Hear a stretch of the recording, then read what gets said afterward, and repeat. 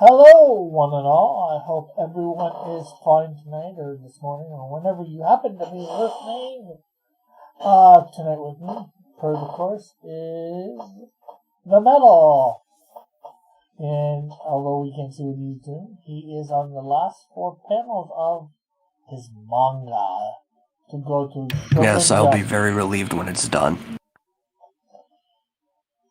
So, he is, I think, doing alright. I never asked earlier. How are you doing, metal? I'll be doing better when this is done. Yeah. Cool. I got something actually to show. Elric is here, so hi. Over on Twitch, in between drawing sketch cards, when nobody's around and I've finished whatever they've said at the time, I've been drawing Deku, although he looks a little older there, I would say. So. And I've also been coming up with my designs for My Hero Academia Canada versions of My Heroes for Insecto and The Wiz. So.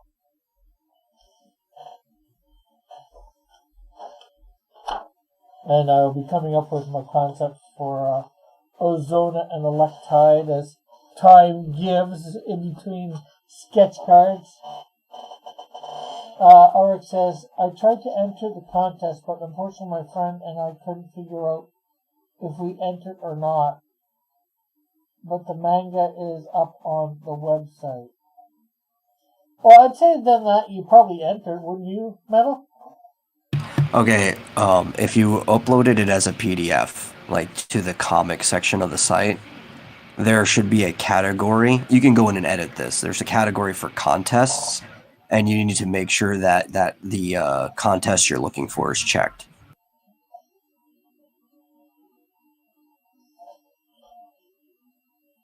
Okay, so hopefully that helps Ulrich.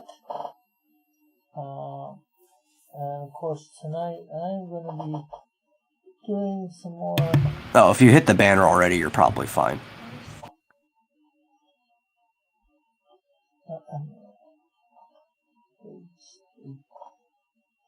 So I'm going to be trying to draw up versions of this.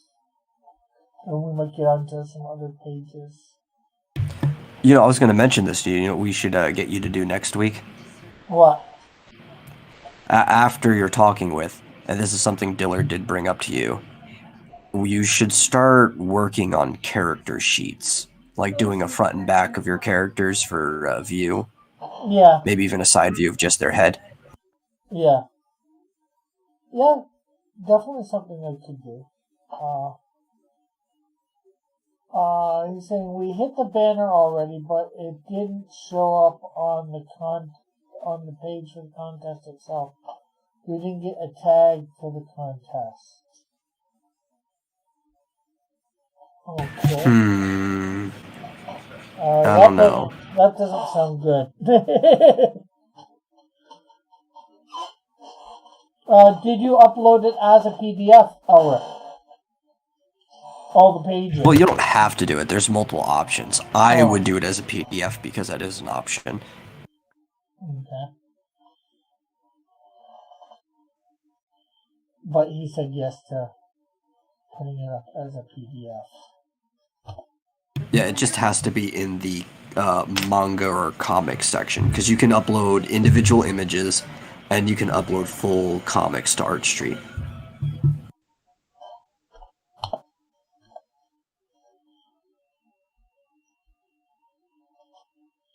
Yeah, you don't want to have done all that work in a sense for nothing. So I would try and figure out a way to make sure I'll work. In fact, what's the put the site in, Elric? Well, not that we can do anything for you, it's ourselves here because. What, the ArtStreet site? Yeah. Maybe we can. click a couple things and end up not uploading it, I will take mine off whenever I put up. Okay. That Metabang is the name of the site. Well, the URL. It's called Arch Street.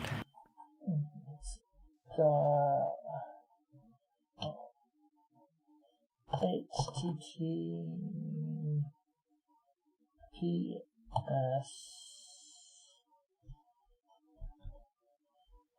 MED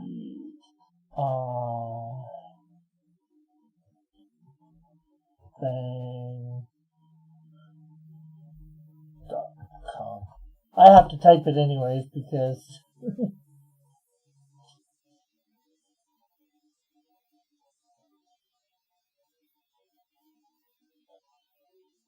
let's see, browsers. So it would be sign up. We'll just use Google to sign up there. Oh, let me take this off. Browser for a sec.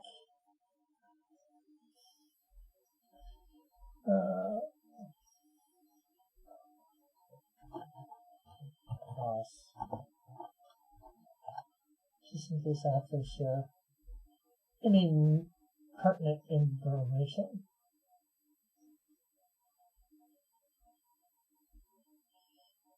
Okay, so but if you type engraved priest in the comment section, it should come up. Let's see. In the comment section. Okay, so we'll do all that sort of stuff later.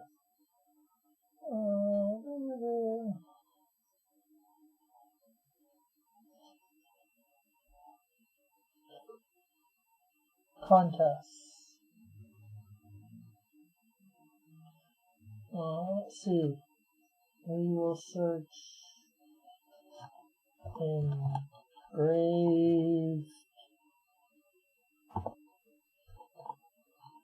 priest.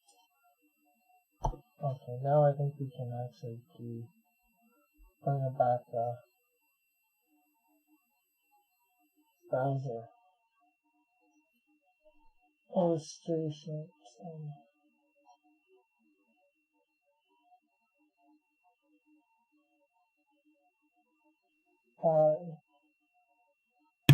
It does say in the related tags that the Tezuka 100th is attached to it. Okay, I looked up engraved priest art. Oh,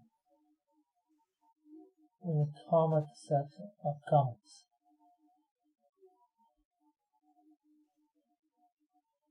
And this would be under manga, I guess, right? Okay, go to the search. Yeah. Right. And when you get the drop down comics, just start typing it in. It auto completed for me. When I typed in engrave, it was the only thing to click on. Yeah. Right? Then just click on that.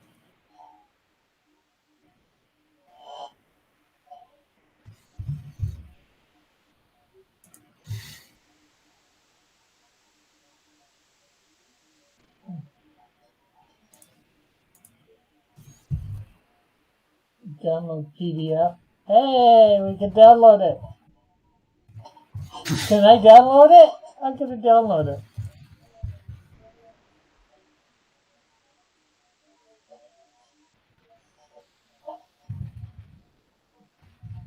Oh, he's seeing stuff in my background.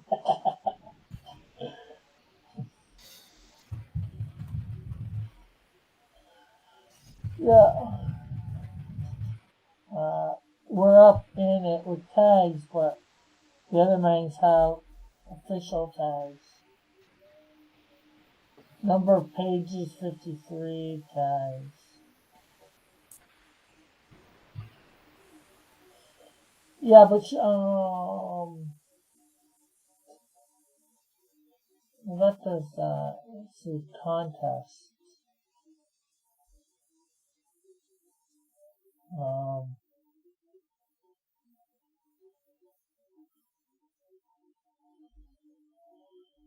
Which one is third jumps universal? No. This one, right? 100th anniversary. Yeah.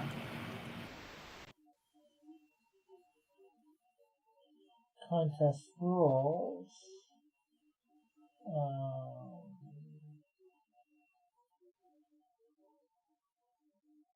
User submit manga.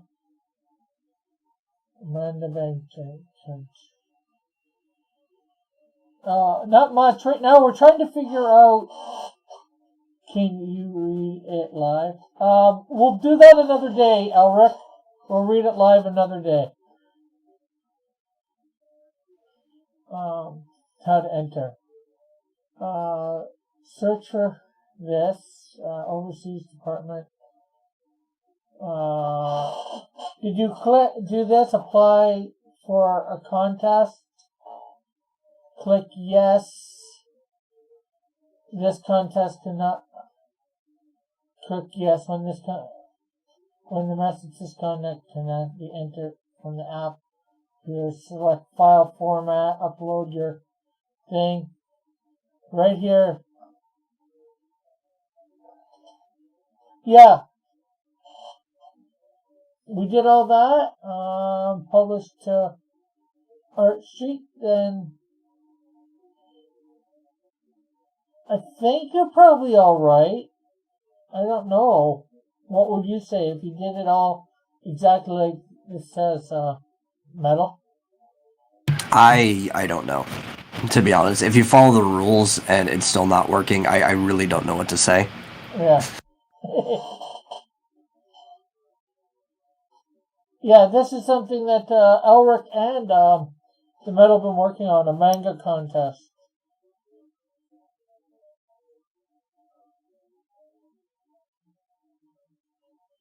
$2 million yen. It's probably not as much as what it sounds. No, think of the yen as their penny. Yeah.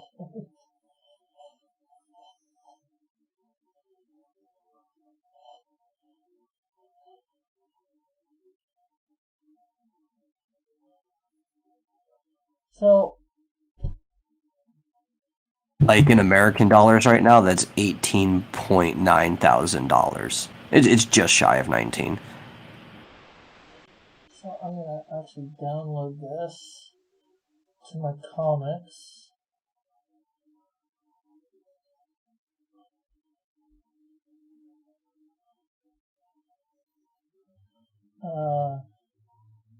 So I take it this is called Engraved Priest.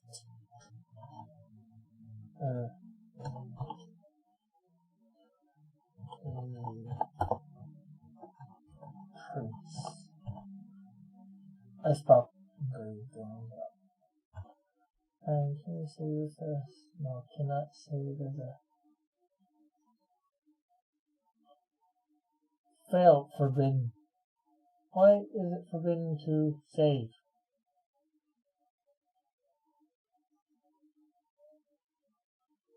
I don't know. Oh, well, I can bring it up at another time. Timothy says 2 million pennies. Still sounds like a lot. And you said 18,000 American? It's just shy of 19. Well, still, that would be good for me, shy of 19,000 American dollars. That'd be like 25,000 Canadian dollars. But I didn't enter, so. Oh wow, is the Canadian penny worse than the yen right now? Well, it depends on how you look at it, too, because we have a penny, but we don't have a penny anymore. Yeah, I'm just comparing base values. Yeah.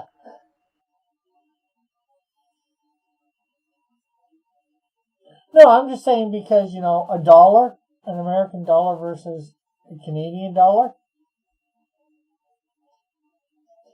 Yeah, but I mean, if you're comparing yen, right? Yeah. Well, you said, 100 yen, it would be like comparing that to $1. yeah. Yeah. So I'm just saying because, if it comes out to, 19,000 American dollars, you know, switch 19,000 American dollars into Canadian funds, that ends up being like 25,000 Canadian dollars, just guesstimating. Elric says, how do you not have a penny? We no longer have in circulation a penny, but we have them digitally, if you will. If you were to pay in cash, anything that comes out to like 52 cents is rounded down to 50 cents. But if it comes out to 53, it's rounded up to 55. Now, if you're paying digitally, you still pay the 52. Yeah, they're trying to do that here. I don't think it's going to go through though. Uh, what site is this? This is MetaBank. If you look up in the chat a little bit, Meta put a link for it. The actual name of the site is Art Street. MetaBank's just the company. Okay. So there's we tried our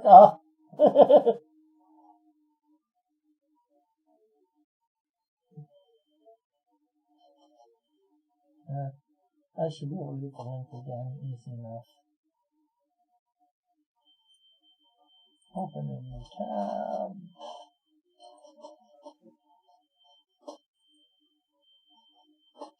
See.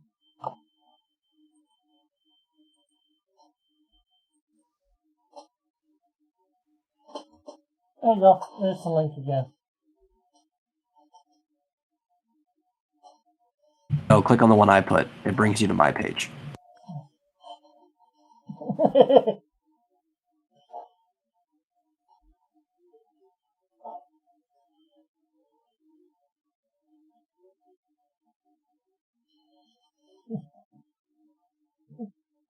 Or just look up at the chat.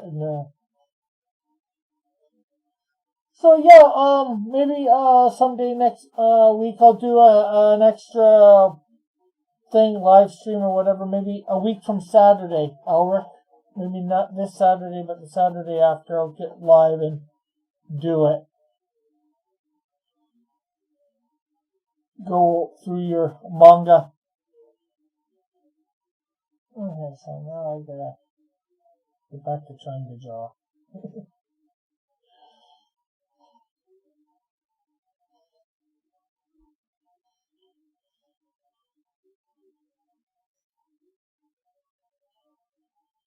No, it seems Timothy doesn't want to go to my page.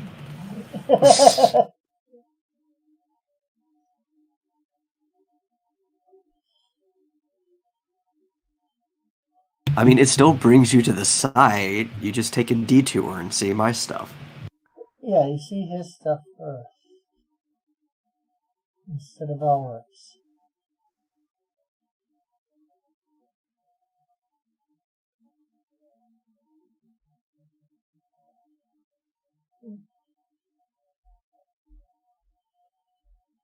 He says, "Oh, maybe later."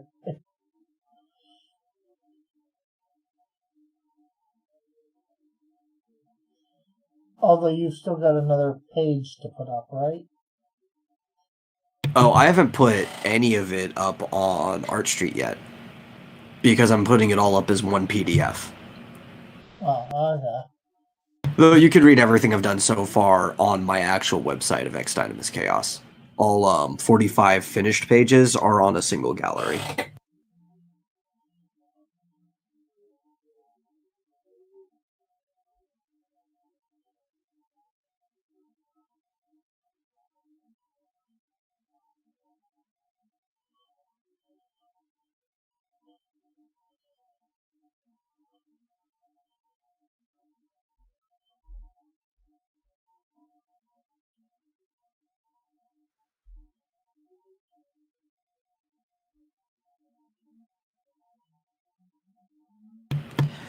Mallet asks, "What is Medibang?" Well, he says Medic Bang, but Medibang is an art company that is, I believe, it's in the same parent company as Shonen Jump. That's why they work together. But it specializes in art resources. They have a website called Art Street, which is a social networking for manga artists and just any type of illustrator. They also have their own like free version of Manga Studio, or what you now know as Clip Studio Paint, called Metabang Paint, and they run a lot of contests. I actually like the way their system works because it's very Japanese in the sense that everything is a competition. You actually get ranked on the site based on how many views you get, interactions, comments, and stuff like that. Is it all manga comics up there, or? No, it's just illustrations. You got to look at it from their perspective, right? So Metabang is kind of like the international reach that they have. Manga just means comic in Japanese, Yeah. so any type of illustration is available up there. And I guess anybody can put stuff up there too? Yeah, you just create a site, or your username, and you have a page and everything. It's kind of like DeviantArt and stuff like that. In other words, now that I've created, quote unquote, my account, I could start putting stuff up there. Make another place for cross comics to get noticed.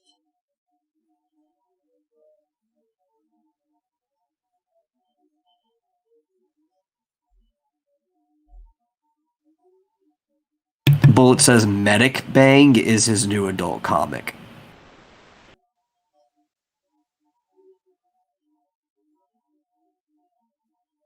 Probably very fashionable if the main character is wearing a mask in today's age.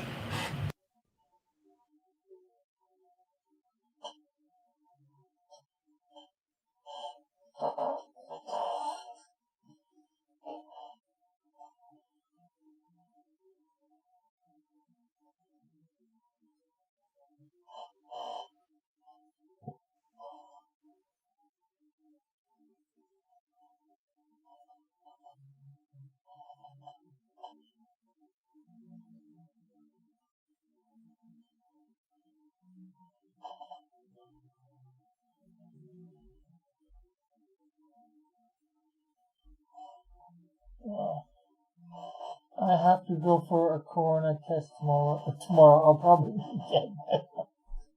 I doubt it, Mallet. You're not in the percentile that dies easy for corona, from what I know. Doesn't mean it still can't happen. Okay, the link I just put in the chat is the one to the gallery that has all my finished pages in it so far. It's just one shy from completion. Cool.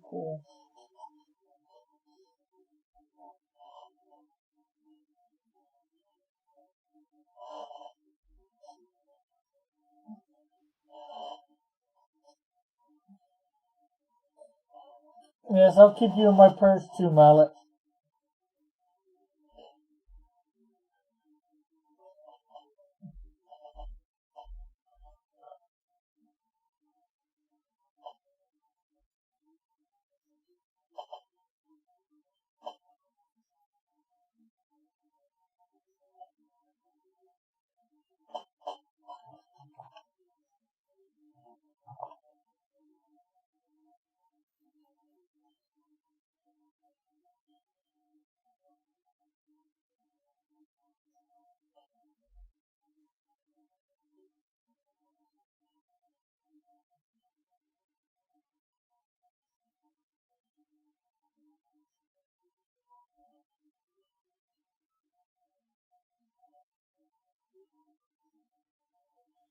Yeah, what's up with that, Rick?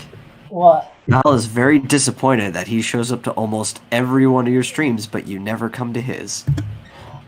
I never get the notifications, and you shouldn't say never. I've come to quite a few of yours. I guess I gotta make sure I put on the notifications from Twitch.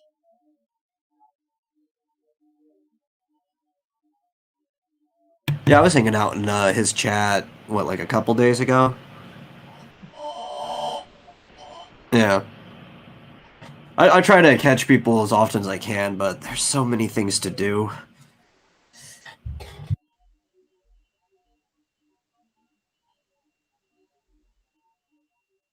I just don't like my. I've got so many things that I'm channels that I'm got, stuff too. I just don't get getting notifications every 5 seconds. It's like ding, ding, ding, ding, ding, ding, ding, ding, ding. Drives you crazy.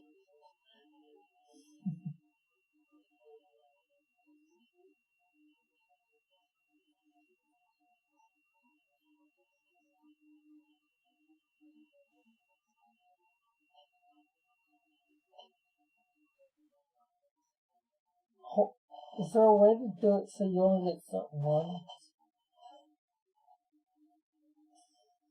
Well, it says I watched JP make things earlier today. He says he has a lot of some personal time to catch up on. To say it nicely.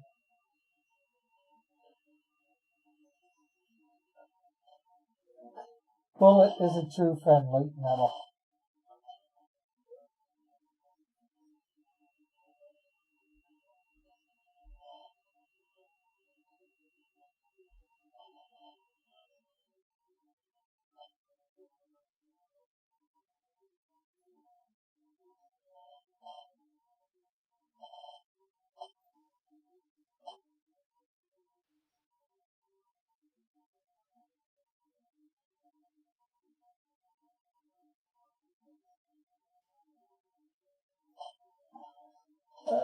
Cross, I might have to go to a full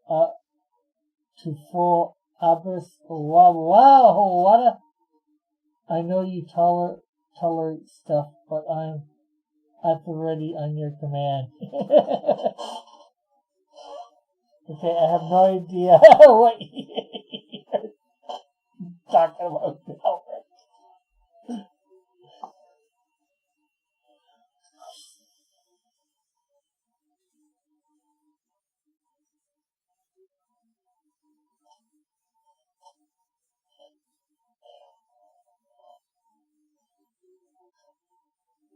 Yeah, when you say Adeptus Arbrites, that's the part of the Imperium. They're basically the Galactus in peace. The Galactus Police. Okay. It's part of Warhammer 40k. Okay. Mount says, I still wish Elric would Twitch. Yeah, I wish he would come over to Twitch. You would have saw me drawing a little bit of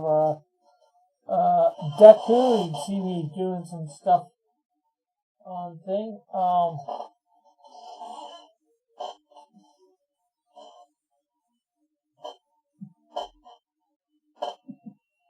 Well, it says Elric is threatening to delete my post, right?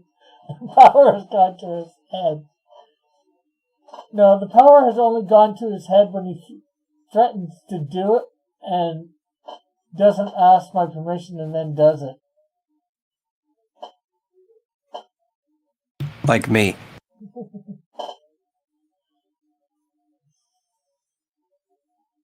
Well, at least it's not like Evan.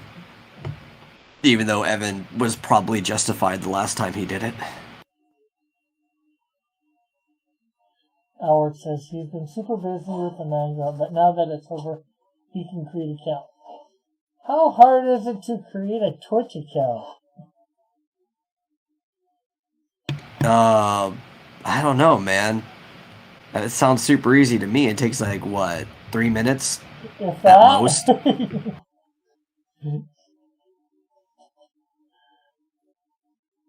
Also, I'd like to see him on Discord too.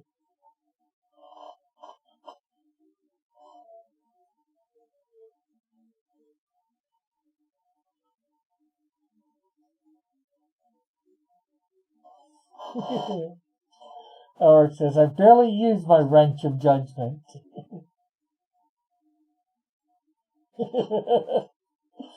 Elric says, or Mallet says, wow, Elric never shaved you like that. Bullet says he's as pure as the German snow.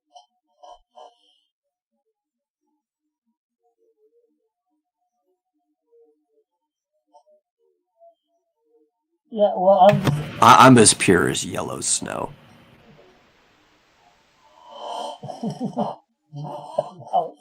If I was a Rick, I would kick Rick. That might be a bit impossible.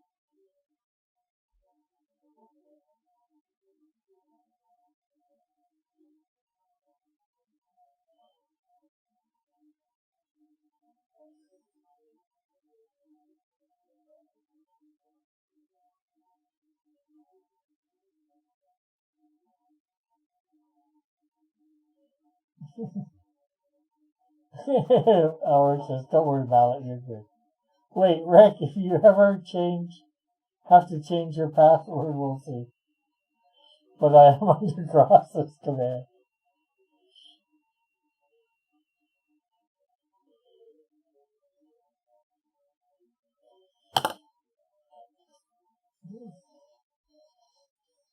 And you want to know why he's under my command? I'll tell you why he's under my command. Because I'm the first one to publish his artwork! Hey, Lorenzo! So, again, there's one of the two fan versions of the Canadian Shield. One by Elric Hayuga.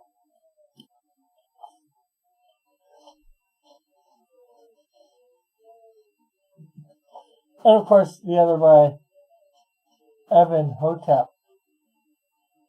Canadian Shield Mummy. Hey, well, you want to see how yours is, well, the one that's directly for you. Like I said, I'm going to give you a few extra copies of this, like this, but your actual one's coming in the top loader.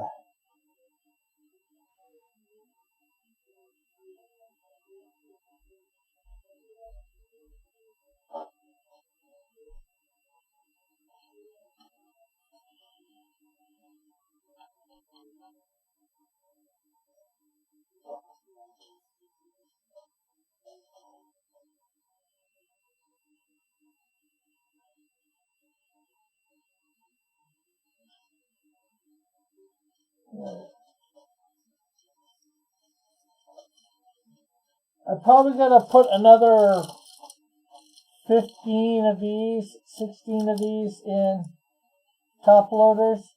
And then I got a few extra.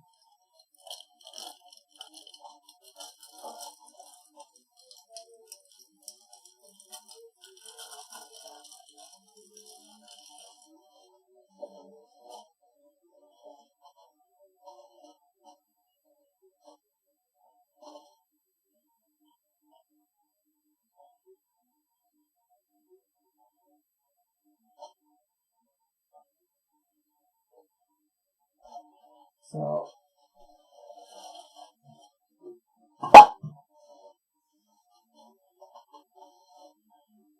I guess back to trying to draw digitally.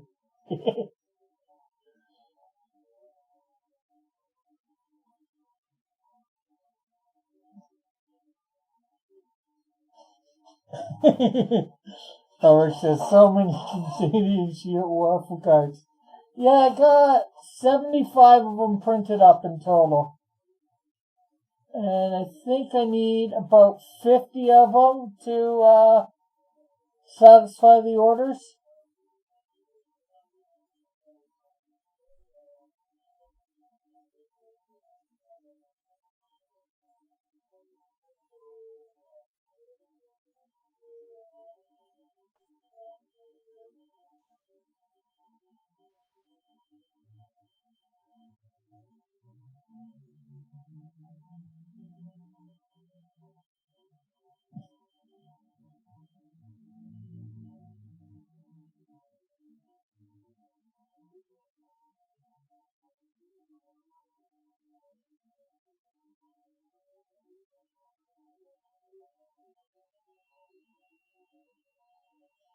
So I'll probably send you somewhere between an extra 5 to 10, Elric, of the Canadian Shield Chan.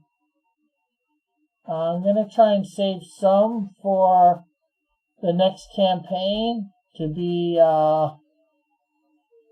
an extra, so people who maybe didn't get them on the next this first campaign can get some for a couple extra bucks.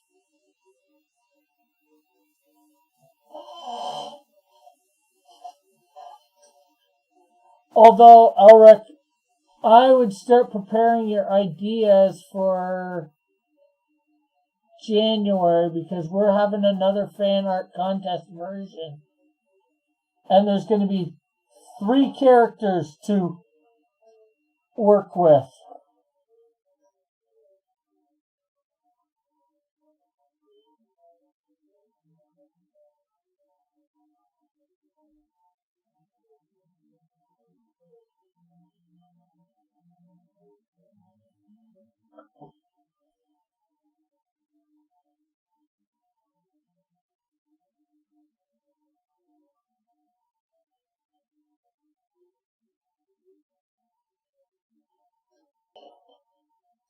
The one, the only, the terrifying Toxico!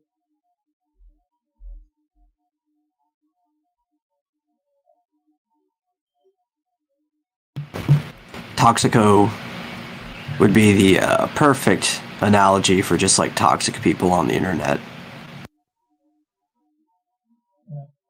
And then, of course, Snowdrift. Fan version of Snowdrift, and then a fan version of Messenger from the Canadian Shield.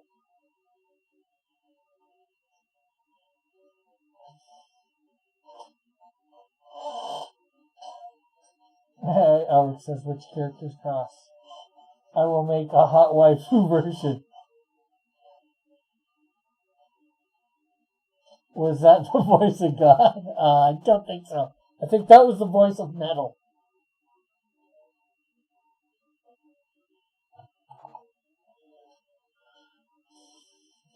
Lord says he can draw up a super hot waifu version of Snowdrift. So yeah, and you did. Yeah. Though there is a chance that I will have been Zeus one day, so it's not too far off. Hey, Timothy, sounds like a code name for a G.I. Joe character. What, Messenger or Snowdrift? Which one? Timothy. If Metal's the voice of God, would extreme says Timothy. Same thing, cross. Okay, I'm not sure which you mean for same thing. Oh, Snowdrift. But yeah, yeah, the same thing is you come up with your own backstory, your own look, all that. So Messenger for fan version doesn't necessarily have to be an angel.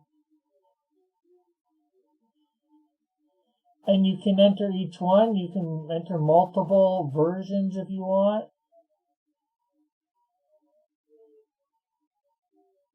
Boy, you know I'm gonna turn Messenger into a hot busty angel. Howard says, if I become God, definitely the God of mummies, so I can rule the next 7. No, don't you mean so you can rule, Evan? He is a mummy. You're the God of mummies, so.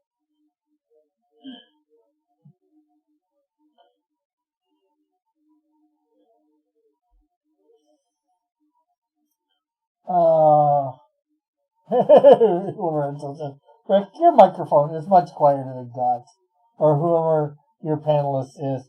It is Metal is my panelist. Maybe you can hear me now better. Now better. I'll have you know that I am never too loud.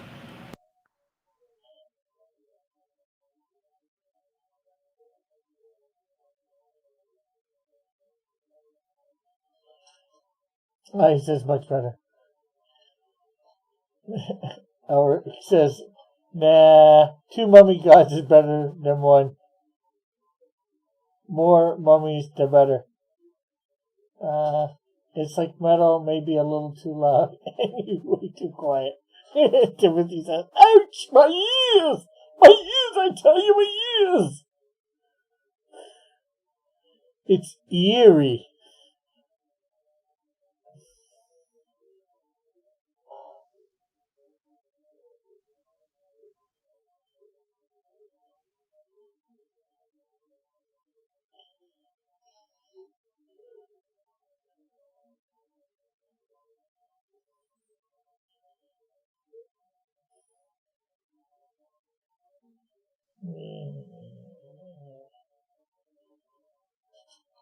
Well, I'm just gonna leave it. I need to see stars in the night sky. Looking at night.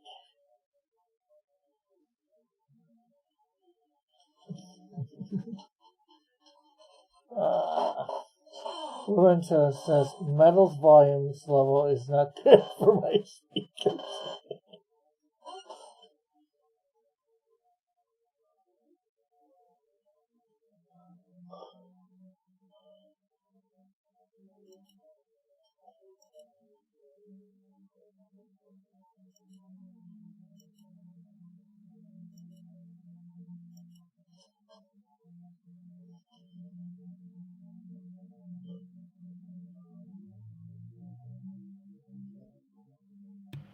Well, how's this? I can actually drop my own volume.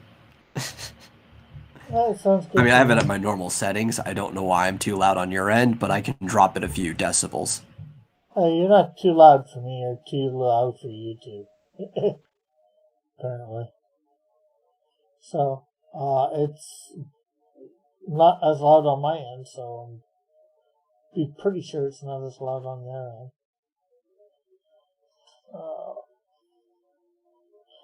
Alric says your volume was good for him. Lorenzo says I still have to crank up my volume to hear you, Rick. Okay. It might be I'm just talking too quiet. Oh yeah, Rick is always just a little too quiet. Which So I probably just come out really loud by comparison when you have to turn it up to hear him. Which is really weird because at one point in my life, I was, in real life, a lot of times, I used to be, way too loud. I was naturally a loud person. So I don't know what's happened. Yeah, well, your equipment probably has a lot to do with that. Yeah. Hopefully in a week or 2 here, I might be able to get a decent mic. Maybe you can find a half decent priced one on Amazon and let me know which one might be good. I might be able to actually get one sooner than later. Yeah, I could probably look into it. I've never actually browsed Amazon for mics other than getting my Yeti, so I'd have to dig into some specs and stuff. Or somewhere, well, I guess it doesn't have to be Amazon, but somewhere relatively decently cheap. Cheap but good. I know that. Those are things you don't really want to say together. Cheap but good. Or maybe you do, I don't know. No, there's things you want to say together, it's just finding them is almost impossible. Yeah.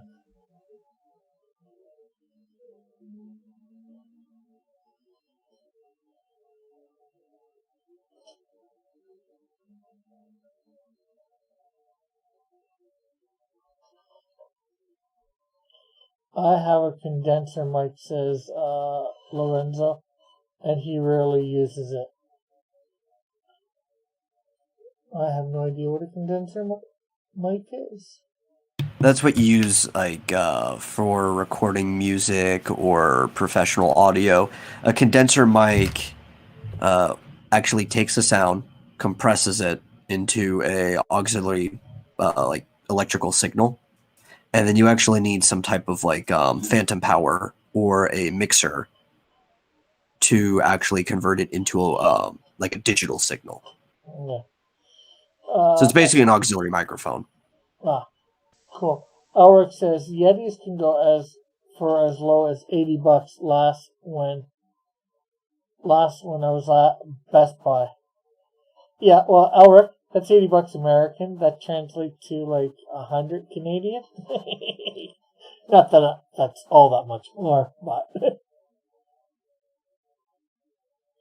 and that's presuming it's the same price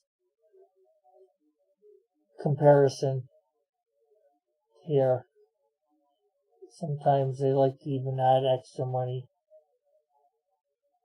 when they don't need to, just because they can and make more money. You know, greed runs the world, right?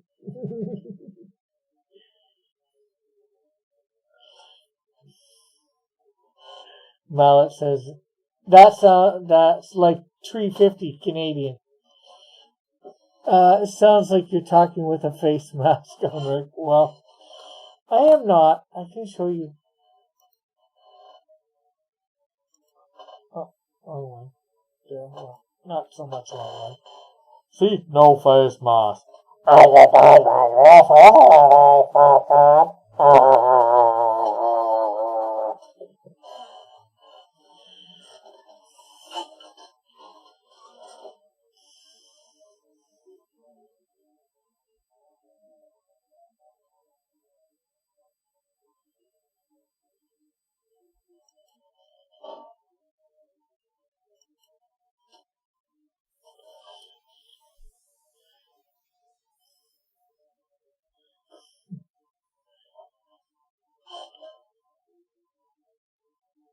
What? Oh wow! Elric says the guy who played Black Panther died. Yep, of colon cancer. I guess he's not playing Black Panther anymore. I guess they got to recast.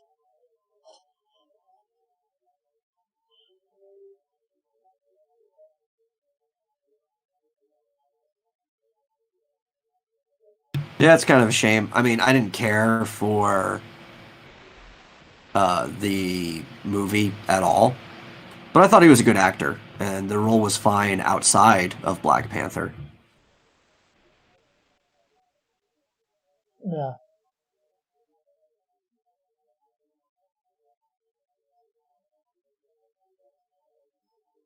but that's sad to hear for sure that he died.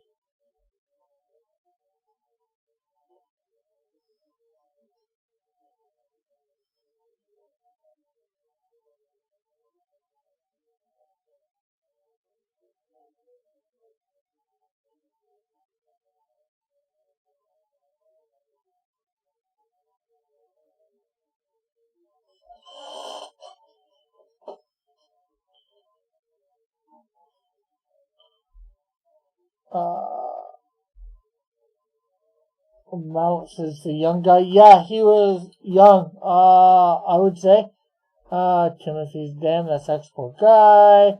Ulrich says, wow, I thought it was fake, but nope. He was like 10 years older than me. Says Ulrich. I just found. Well, it says I just found a coup STG store for vehicles. Ulrich's like a feel for his family. Yeah, same here for sure. So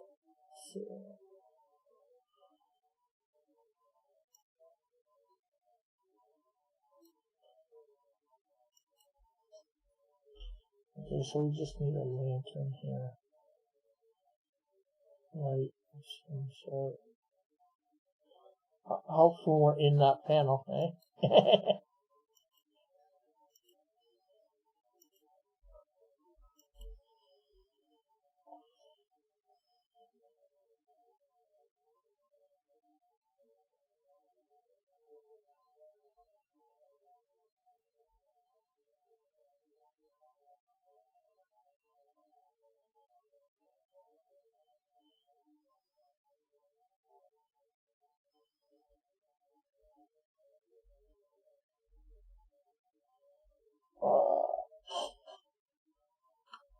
will definitely.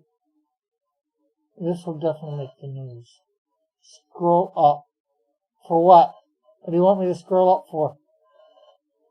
This is a comment for his reviews. The file is fine. It's never too late to recognize your own incompetence. I'm always ready to hear your apologies. Mallet says. Oh, you want to see the first panel? Okay.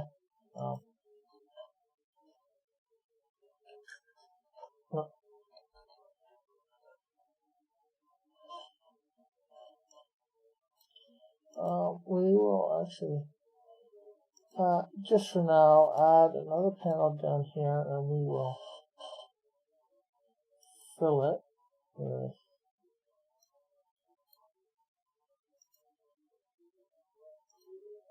white, just so things can be seen better.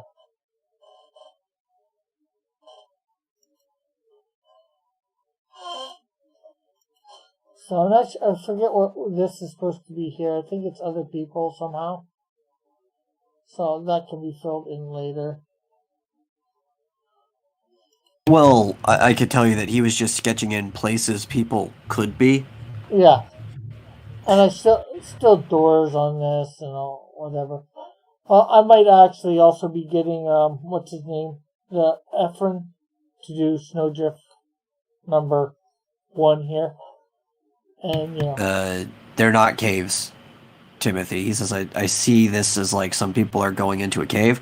Those are like those half silo encampments that you have at like bases and stuff like that. He might have been referring to this one where it was a cave. Oh, the bottom one? Oh, that definitely looks like a cave. Yeah. But I think I'm just going to have it a nighttime scene. Well, right before that, he said the first panel, so I assume that's what he was talking about. No, he wanted to see the first panel. He told me to scroll up, and the scroll up was he wanted to see the first panel. Then he's saying, I see this is like some people going into caves. And I'm presuming he meant the third panel. But, yeah. Yeah, I would hope so, because the third panel actually looks like it's going into a cave, but... Yeah. I'm just not sure how many ice caves would be around there, so... Something I could research and, easily put back in. So let's save that for now.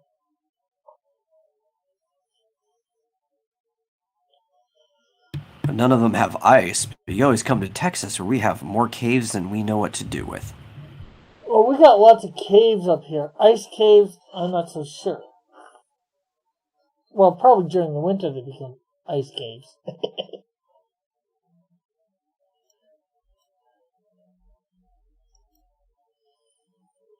Okay, we do not need that.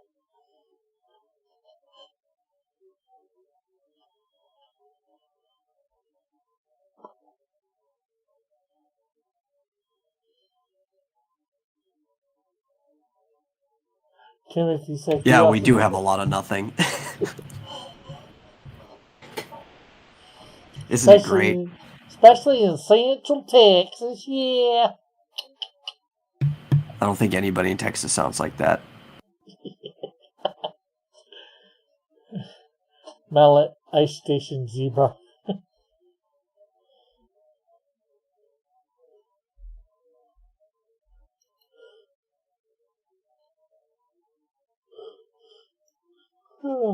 No different than how you Americans make us Canadians sound, so.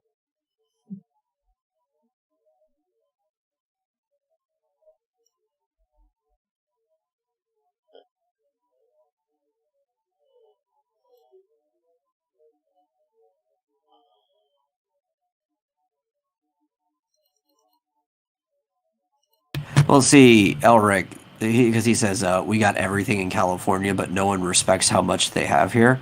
The one thing that you're missing in California is competency.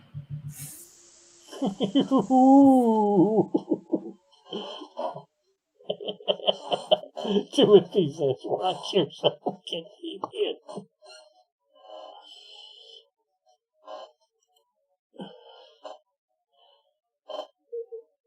Might have to politely ask you to stop.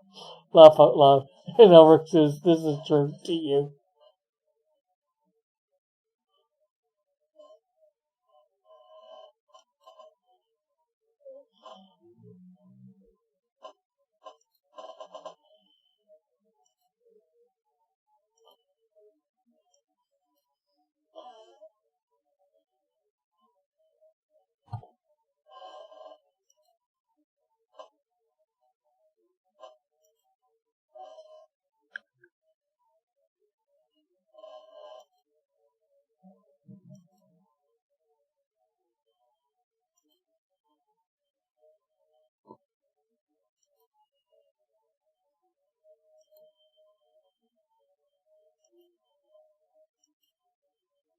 So I guess we won't be getting a bunch of these for a while.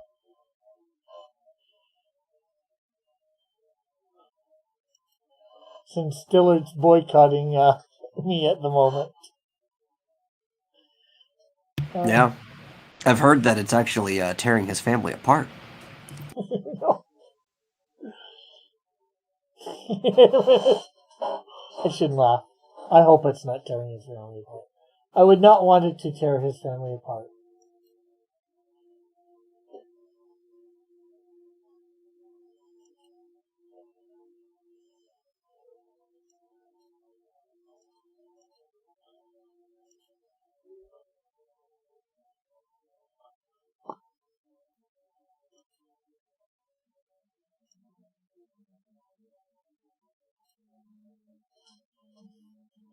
Eric says, okay, the only thing we rely on is the firefighters.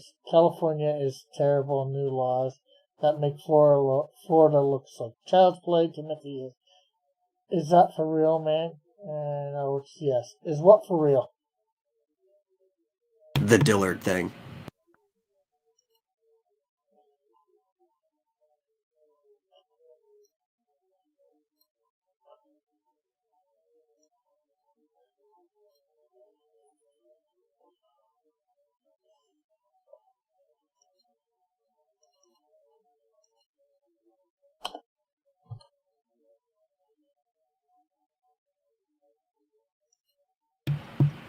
I don't know, Tim. You're going to have to ask yourself, why would I lie to you about something so serious?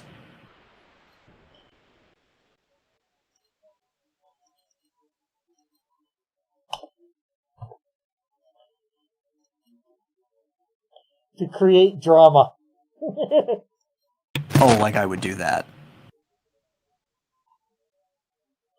Sure, why not?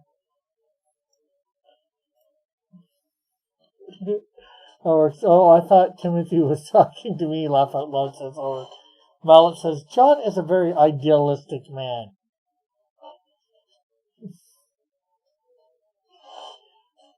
Timothy's like, is he really pissed about adding the birds? No, he's not pissed about adding the birds. He's pissed about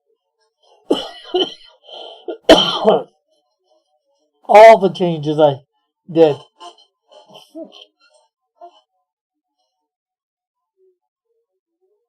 Well, especially because he thinks what you did made the book look worse than before. To me, it made it look better, for the most part. It's, I guess, and then that ends up being a difference of opinion. If I actually thought it made it look worse, I'd take it away.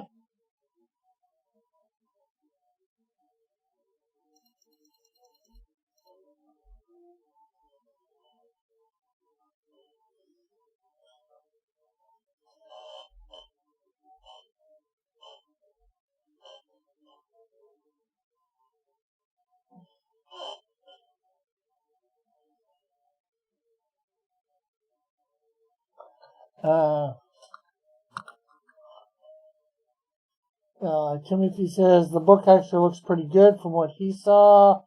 Mallet says, Rick, we have had these Rick judgment discussions before. Just saying.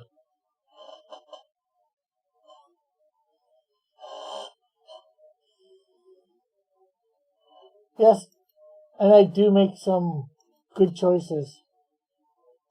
I don't make all bad choices. I make some pretty questionable choices. I'll admit that. Which is why I think I should mostly just stick to writing and find some artists to do stuff for me. They probably make better artistic choices for like angles and stuff.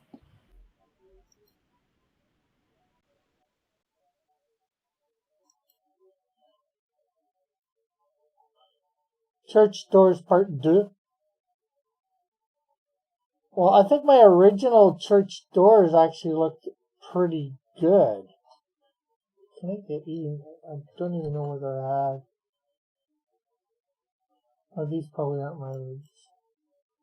I'm not even sure whether I could have my original. I have two original things. Yeah, let's see.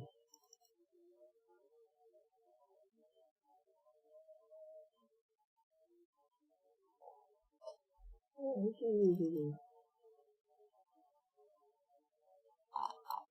Okay.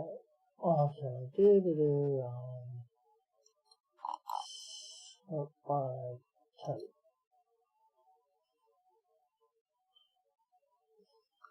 Actually, here's for those have not seen it. I got some. This is before I remastered it with John's help.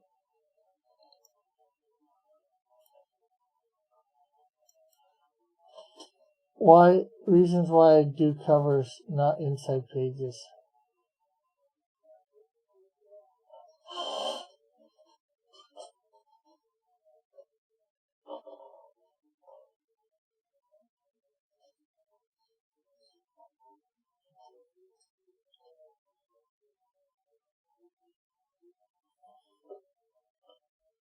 Also, let's see.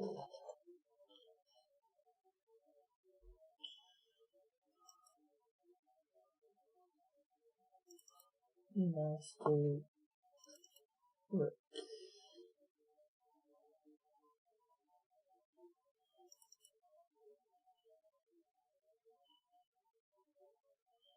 Yeah, there was my original doors. And actually, that's more to what doors looked around here, actually. That's why I did them like that.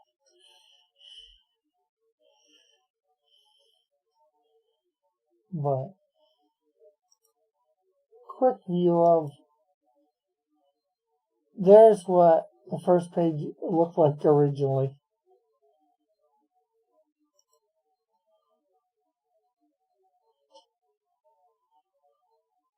This is before remastered.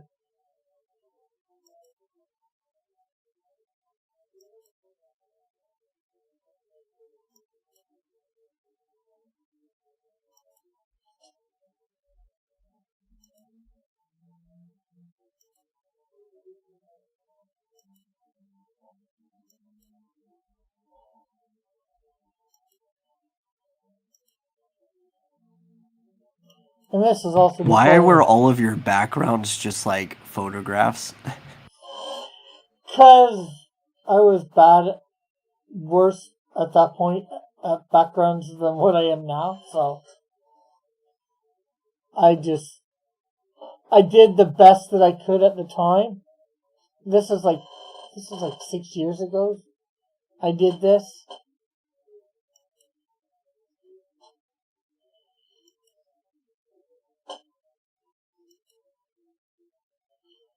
You should have just traced over the photographs. At least everything would have looked consistent. Yeah. I didn't think of that or know how to even do that back then on these programs.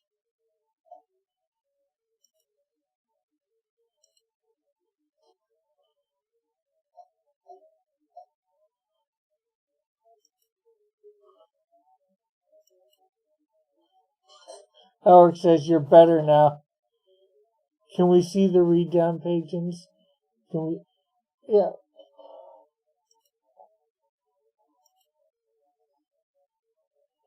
Okay, what do you mean by redone pages? Redone pages? I think he wants a comparison of like your original version to what the final version looks like when it was redone. Mm-hmm.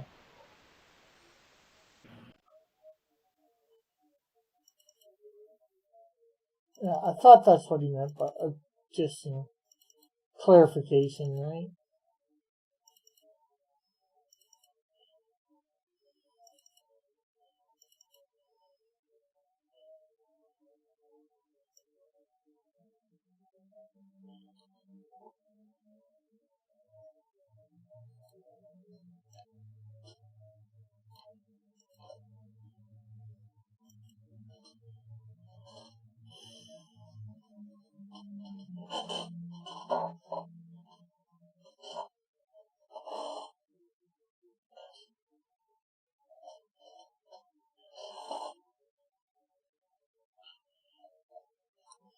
Okay, so it's right now. It's just opening up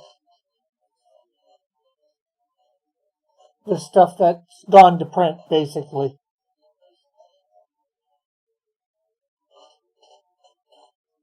Except not in PDF format. PDF. Just in either JPEG or.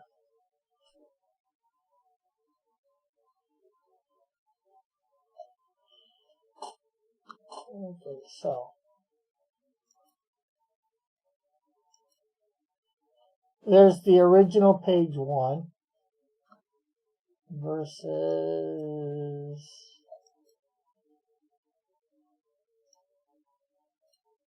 the new page 1.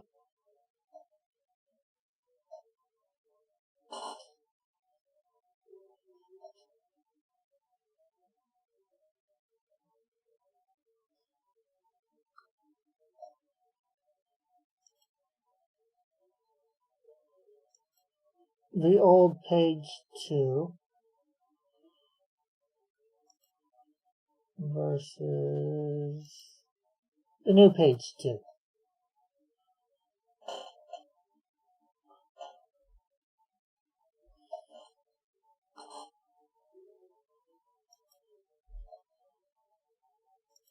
Old page 3. And what I did here was I took this, and took part of this aisle stuff and blew it up and put it here, copy paste it.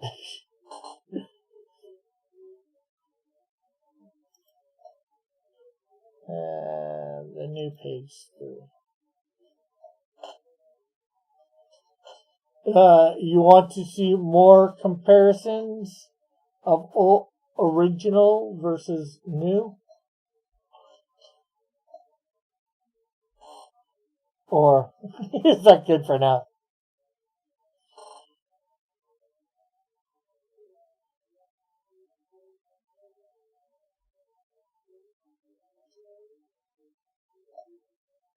Nah, I'm good. Okay. Now I gotta get up back on what I was doing.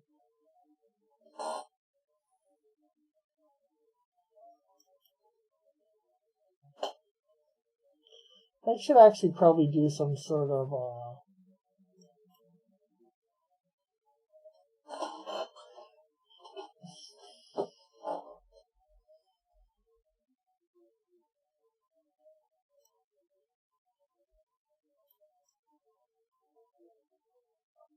thing where I show the progression.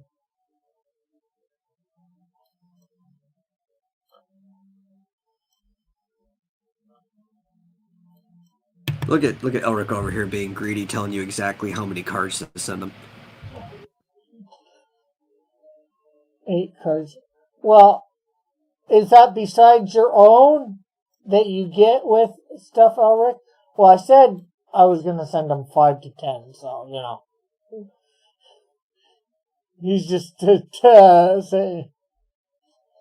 For issue 2, you might have to get new members of your creative team.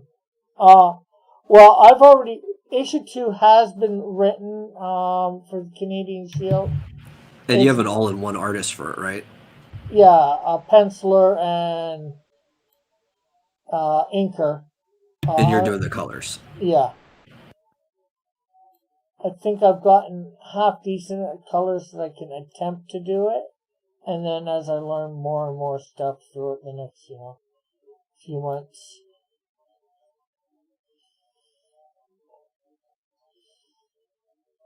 I'm going to have to help you with your lettering at some point, though. Yeah. I think the biggest problem is trying to figure out how to get this program to put the words and all that a bit closer. Oh, that thing that you taught me yesterday for Instagram on Firefox, it stopped doing. It stopped doing it. I was telling you how to do it on Chrome. I don't know if you probably could do the same thing on Firefox. Well, no, I mean Chrome. It stopped doing it on Chrome. Sorry, my bad. What do you mean it stopped doing it? Like, I bring up Instagram and I don't have the stuff at the bottom, to add. Oh, no, you have to do that little switch every time you reopen your program. Well, it doesn't leave it in that permanently. Okay, well, I've even redone it based on what I believe I remember. Hopefully I remember it correctly. And do you need me to show you again? Okay, so as a refresher? Well, let's assume that I remember. I'll tell you the steps I do. Of course, first you need to open up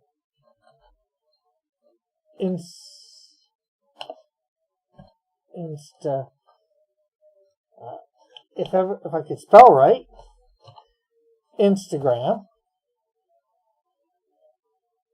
Then I go to more tools, developer tools. Yes.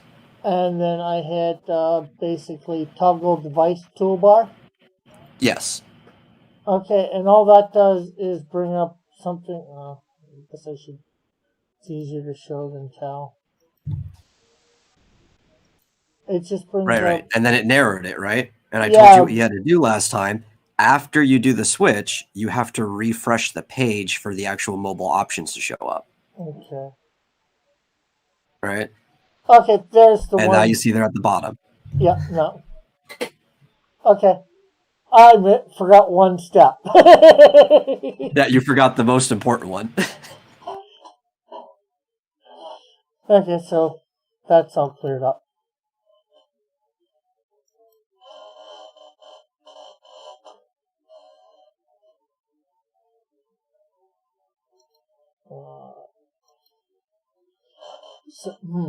Yes, so 7 to give out and 1 for myself. Okay, yeah, that's no problem, Elric. Timothy says, I'm assuming no more help from Dillard and Pope Raven. Well, I don't know about Dillard, whether he would help me. I'm sure Pope Raven might if I could pay him. Yeah, I know it was a bit of a task for him doing such a lot of stuff. Or that's the feeling I got. I could be wrong. I wouldn't be opposed to it. I'd probably have to give him a little bit more time. My biggest thing with Pope Raven would be in being able to talk with him to make sure the book turns out like I want. Other than that, I'd have probably no problems. Albert says, thank God the heat is dying down next week. We'll be in the mid to high 80s, better than the mid to high 90s. That was supposed to be okay. I'm not sure what that is referencing. I want to redo this middle panel. Yeah, I don't know if he was joking or not. I'm assuming he was joking because Pope Raven's kind of a jokester. But he would constantly jump into the chat, like asking if anybody else wanted to do his work coloring the Canadian Shield. Yeah.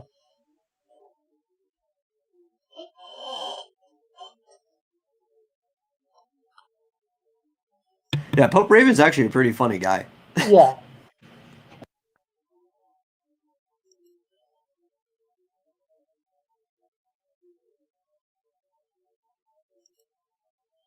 So why is that not giving space between panels? I've been busy all week. How is Dillard? He's good. He's supposedly be boycotting me right now because of the whole thing with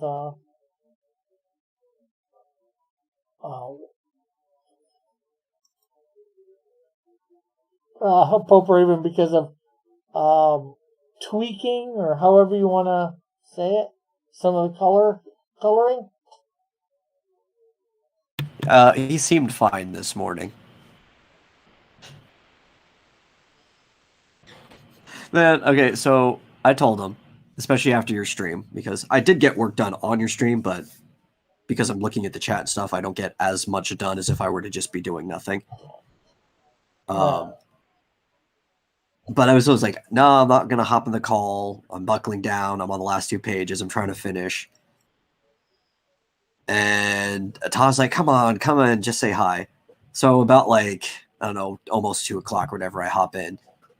And these guys distracted me so much that we got into a 3-hour argument, a playful one, but still a 3-hour argument where I was basically looking up ballistics details and doing physics math, trying to convince them that there is no way that an adamantium bullet fired from a conventional firearm would be able to pierce Wolverine's adamantium shell, because the actual material the bullet that's made out of does not matter as much as muzzle velocity and other physical factors. Were you able to convince them? No, by the end, Dillard was still adamant that it would be able to.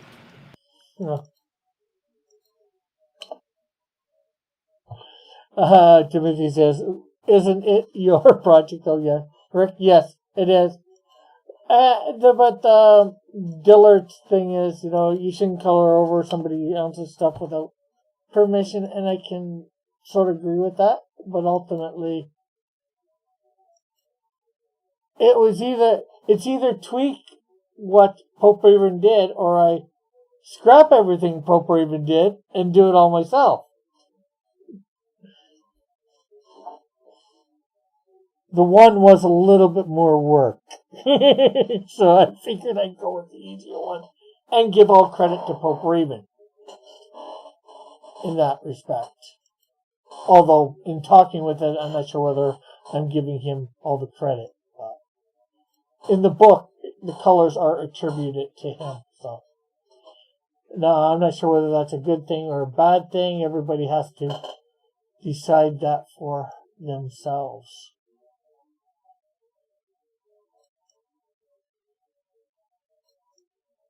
And I'm sure I will get a lot of varying reviews.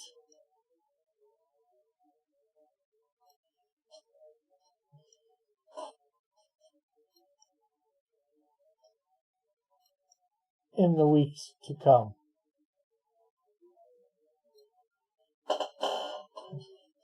Rick says, you're talking about the movie when Wolverine got blasted. I don't know much about the characters, but I have done a little research. But it's not so much about the characters in this. I think everybody knows Wolverine has an adamantium skeleton. It's pretty much an impenetrable metal, and as Wolverine has it in claws, it can go through and, cut almost anything. Would a bullet of adamantium bullet from, whatever range, point blank range really, would it be able to do what it did in? Well, okay, so the initial math we did, because we actually don't know the properties of adamantium to like a physical degree.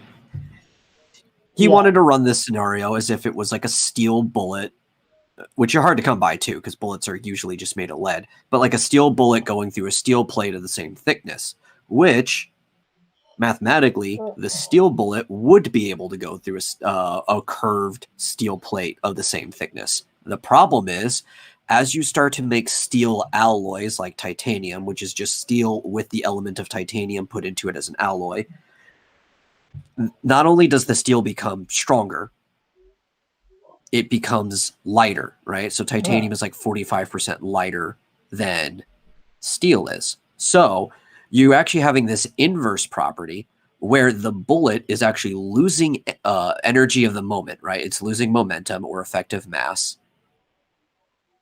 as the plate you're going through gets tougher. So it'd actually be more effective to even try to use a steel bullet, though the difference in weight is so minuscule it's not really going to matter. Yeah. Durkin Link's in the chat. Hello, Durkin Link. And Orc says, yeah, but I'm just asking if it's a movie I remember. That happened in that one. Yeah, it is.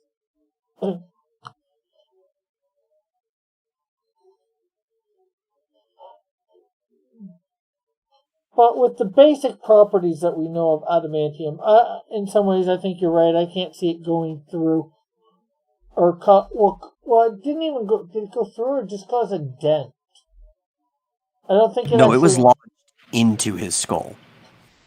No, because you seen the bullet on the ground. Somebody picked it up. It didn't go into his skull. It just created a dent. Well, it had to have done something to be able to erase his memory, which means it had to puncture the brain. Yeah. Somebody would have to. Somebody can look it up. Yeah, but he's not been shot by adamantium bullets usually before, Timothy, especially at point blank range. He's just shot by regular bullets, and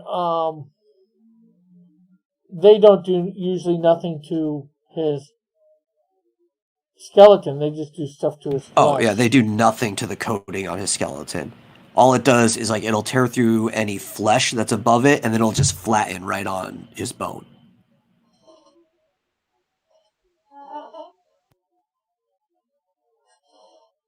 Sometimes it'll knock him out for a couple of seconds, though, just because in more realistic versions, like in I believe X2, just because of the force of getting hit with a bullet knocks him on his ass. But it's not going to damage him. Yeah.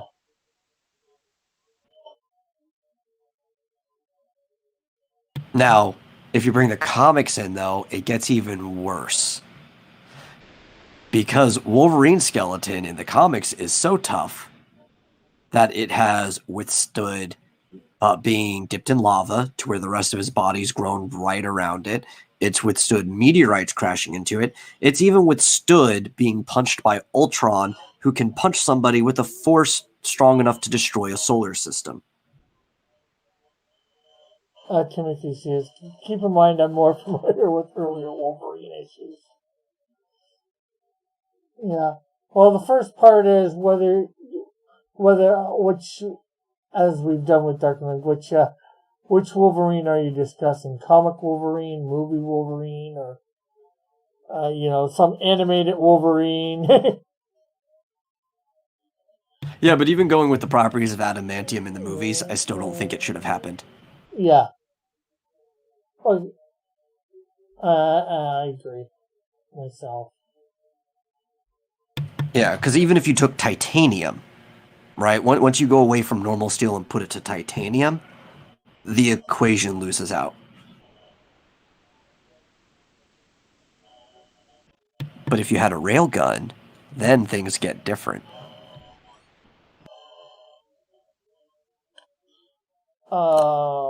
Ulrich says, so basically he's as powerful as Godzilla when it comes to durability.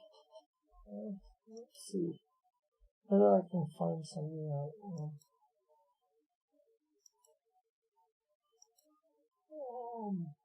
It's probably on YouTube. Yeah. Just gonna have to mute my thing here. Hopefully I can mute it. Well, it's coming in my earphones, so I want to go. It's bugging me. Did he actually get shot, or did it just ding his head? Wolverine shot in Origins.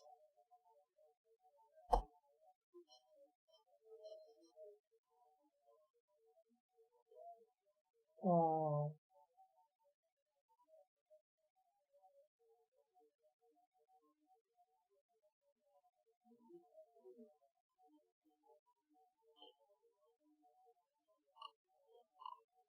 Wolverine shot in Origins. And okay, yeah. This summer, rediscover the joys of the open road. Your good driving habits could save you up to 25%.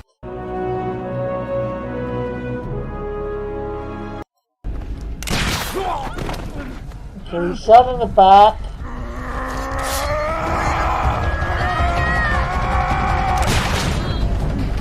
He's shot near the heart.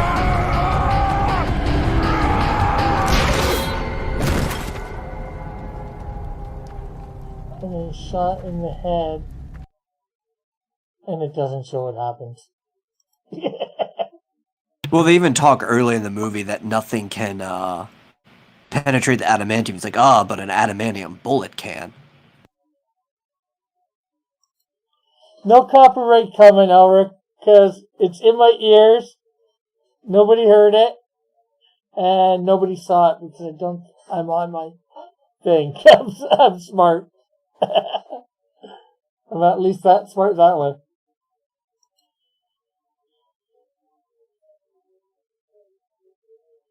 Oh yeah, no, the chat heard that. Oh, they did? Yeah. Crap.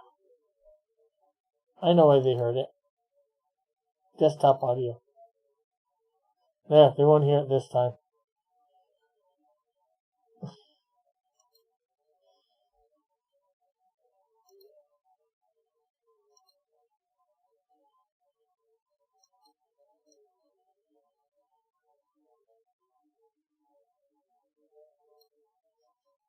It's too late, my friend. Howard says. They won't say they heard it. Yeah, but he's just yelling, so I'm not sure how much that's will get me. It's hard to say.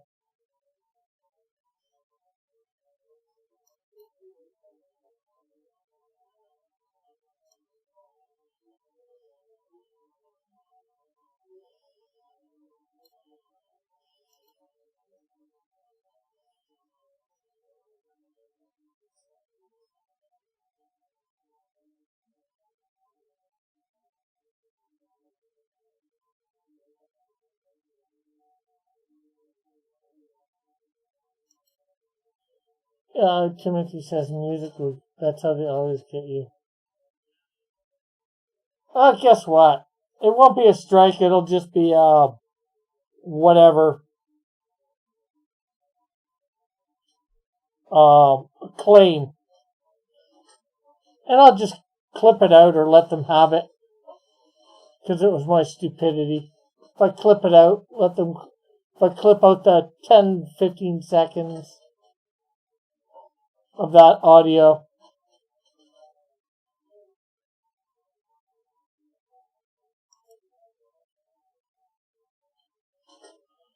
And now see if they can hear you metal again.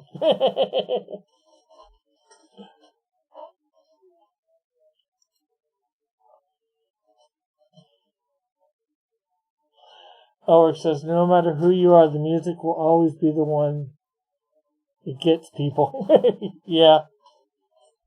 Well, how much was there music in that whole thing, or did it break out the music for while he's screaming or whatever? And I did advance it. It was a clip of 29 seconds, so you're usually allowed about 20 seconds or whatever.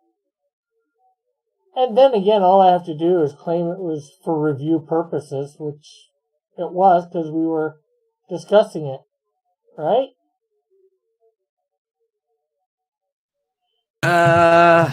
Yeah, it's a touchy thing. I don't know. Not that I'd want to go to all that hassle. It's just easier to here clip it out.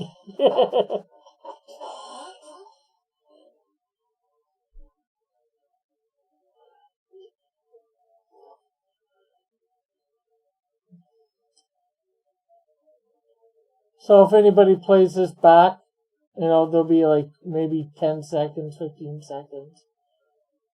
Well, here's even the biggest problem, right? With what Dillard was having me do with the math. He was having me use a carbine rifle, right? Because they can fire bullets with a muzzle velocity of like 2.3 times Mach speed. Yeah. But the guy shot him with a pistol. A revolver. Right. Yeah. Just still, it's a type of pistol. Okay. He shot him with a pistol. And part of the energy of the bullet, right? I'm talking about the speed in which it can go, has to do with the barrel length, because that's how much time the pressure chamber gets to build up the energy pushing the bullet out. The second the bullet leaves the pressure chamber, which is the barrel, it is only losing energy from there on out, right? So a shorter barrel pistol is going to have less energy than a rifle will, because it has less time to build it up. So it actually would have even less penetrating force than the math that I had to do last night. Yeah. But a railgun can accelerate things up to like Mach 10. Timothy says, what is the velocity of the pistol? Your average pistol velocity is anywhere between 1.8 to 2 times the speed of sound. So it doesn't sound like it's that much less than say the rifle that's shooting at 2.3, but when you realize that the speed of sound is like 750 miles per hour or something close to that, that starts to become a really big difference. Yeah, the more exponential. Alec says railguns have the ability to be mini Death Stars. 770. I was a little short.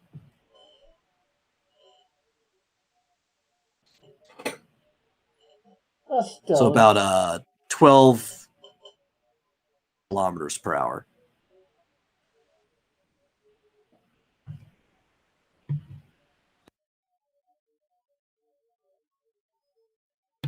Well, okay, so a railgun could penetrate Wolverine's skull or the adamantium casing in the movies. If we're going by comic logic, though, I don't think a railgun would even penetrate it. No. I don't think so, not in the comics. Unfortunately, movies and all that tend to make characters a lot less tougher. They're more grounded than the comics. Now, I won't necessarily say animated ones. Some of the animated ones do that. Yeah, with the live action ones, they try to make it more realistic, right? Yeah. But like Wolverine is able to not have his bones broken by Hulk most of the time when they fight, and Hulk evenly fights with people that have the power to destroy galaxies. So you want to talk about like the inconsistencies of things.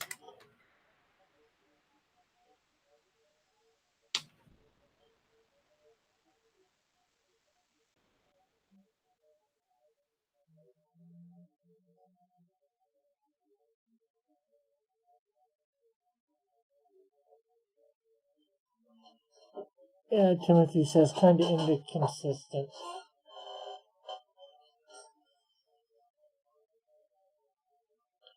Well, sometimes they ground it more in reality because they can't do the actual feats or whatever. Or show them off. Well, they also want to have things be relatable, right? Or at least is what they assume. because there's certain things that, due to the physics of it, humans don't naturally relate to it in their mind. This is why, like, flying scenes, when heroes are fighting while flying, just don't feel very impactful, because it doesn't matter how fast they're going or how hard they're hitting. There's no, like, point of reference to most people to be able to, like, judge that impact. Yeah.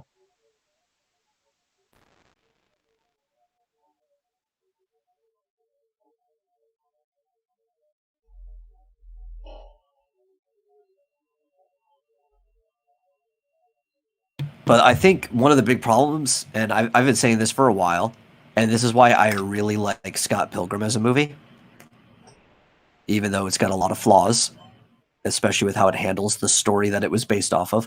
But the point I'm going to praise it on is, I think the problem is that we're trying to get too realistic with our stuff, right? Well, what we need to be doing is we need to actually be looking at the medium all this stuff is coming from, comics, and make things hyper realistic, which is what we've been doing with animation for a long time. But our CG is good enough that we can do that, right? If you really want to show the impact, actually on the point of impact, with them flying into each other, when the punch connects, break reality for a second, like change the background around them to something that actually really gives you the weight of the impact, and then come right back to reality. Do hyper realistic things. Timothy is saying such as an emo movie, and I know. I'm not even sure what I know. I think I know what an emo movie is. He's talking about Scott Pilgrim, which I wouldn't even call it emo. It's definitely kind of punk, but it's new punk, so it's closer to the scene, like I guess genre of things. It's post emo, which the comic definitely wasn't, but there is a bunch of scene stuff in the movie.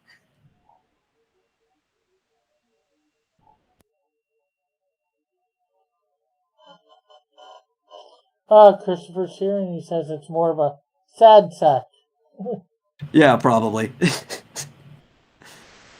There are some things that I really like about that movie, but on the whole, it's just really disappointing because it's not what you'd expect if you read the graphic novels.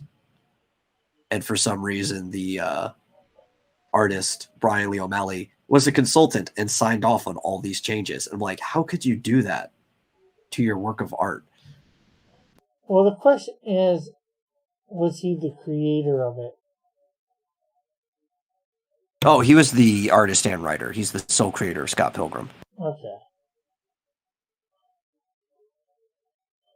Yeah.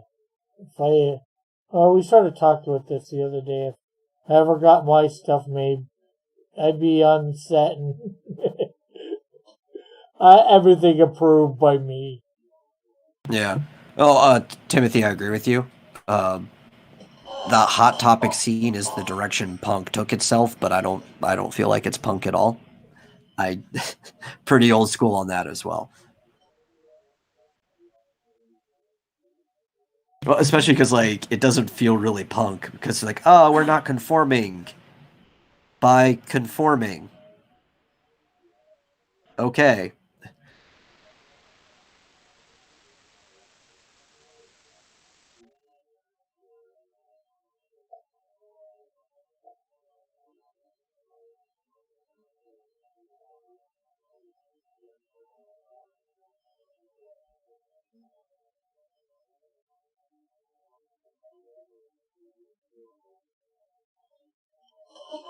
Eric says he liked Scott Pilgrim comic, but he hasn't reread it yet to see how it holds up.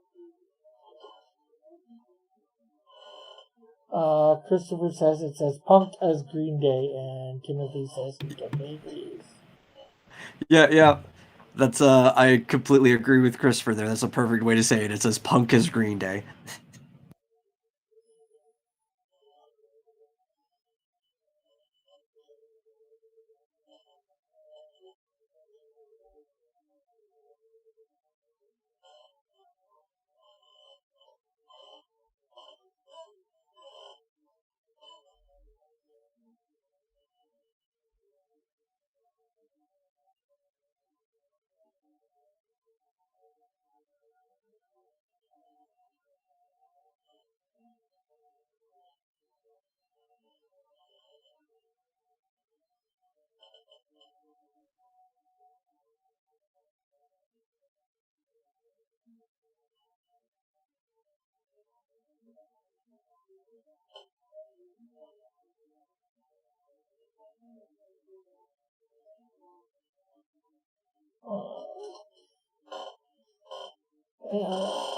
Timothy says it's worse. It's as punk as Blink 182. Alex says, I have all the volumes, but my favorite little joke is when Scott says to Ramona, you've changed your hair color, and a little note says, note, this comic is in black and white, laugh out loud. Oh, no, see, the comic is hilarious. One of the big differences, the movie, I think it took the themes and the characters a little too seriously, but the comic is like constantly cracking jokes and making fun of all of this stuff throughout. Like, even at the very beginning, when the Sex Bomb are playing their song, it's like, hey, boys and girls at home, you can finally play along with Sex Bomb. And it, like, adds chords to the lyrics that they're singing. Like, there's little chord notifiers. And they're really bad, too, because they're kind of disharmonic. The transitions he picks just would not come one after each other. Beck really cleaned them up. But I think that's supposed to be the point, because the Sex Bomb are not supposed to be good at playing music.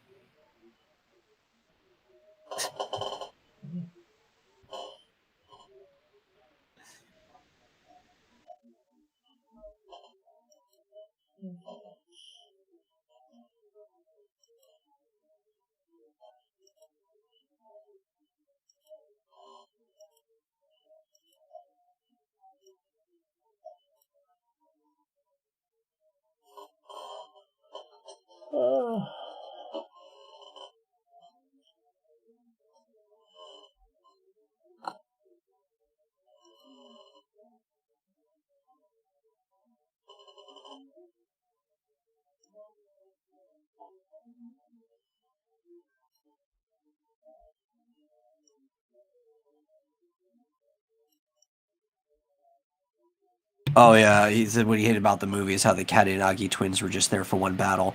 And I hated a lot about how they just shoved 6 books, 6 graphic novels into one film. Yeah. Oh, excuse me. Especially because, like, with the Katanagi twins, for the most part, they didn't even fight Scott directly. They sent, like, 2 robots after him first, and after he beat both of them, they show up with, like, a giant robot. Yeah, they should have made it like probably 2 or probably 3 movies. But this is before trilogies became a thing, right? Yeah, I mean, you probably could have done it in 3 movies and just put 2 per one. What I would prefer is how like streaming services do things now, and I would probably use Netflix as a series of unfortunate events as a good example. It takes every single one of the children books and it gives it 2 episodes. Each episode is roughly 45 minutes, which is what most hour-long shows are if you cut the commercials out. Yeah. And put together, that's an hour and a half, which is also roughly the average runtime for a movie. So between 2 episodes, every single book got a movie. If you did that with Scott Pilgrim, I would have been happy. Well, also if there was a more competent team that stayed closer to the source material. Yeah, but probably doing that, you probably could have stayed closer to the source material. When you're trying to shove... It's also if they want to stay closer to the source material. Yeah. But when you're shoving 6 books into one movie, I think it's hard to stay close to the source material.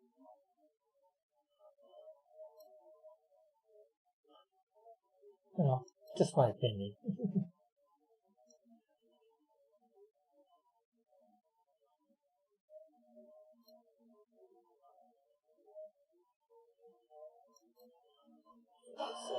There we go. Well, they also cut out like some of the best fights, and some of them they just kind of like merged together. Like, this would have been a fun thing to just interject at the end or beginning of an episode if they did it as a show.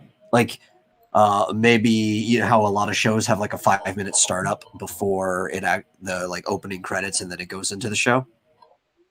There was a Free Comic Book Day story where one of her exes, which I believe they were implying it was Roxy because it was like ninja magic to turn these tickets into, or these coupons into the girls attacking.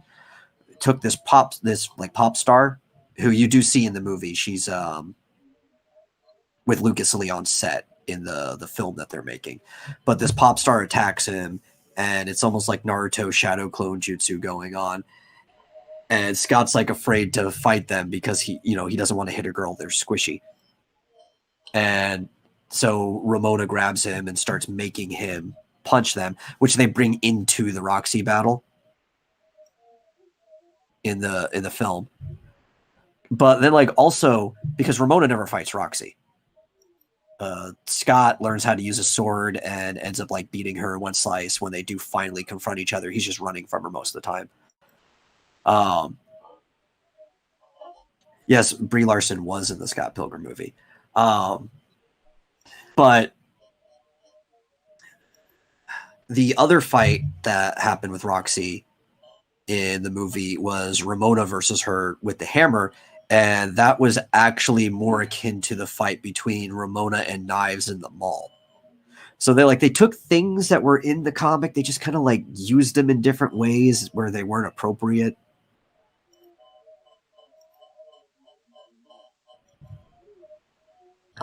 And I actually do have to push back on what Timmy said, where he said she was probably not good in that movie either. I actually thought Brie Larson played an excellent Envy Adams. There wasn't a lot going on there.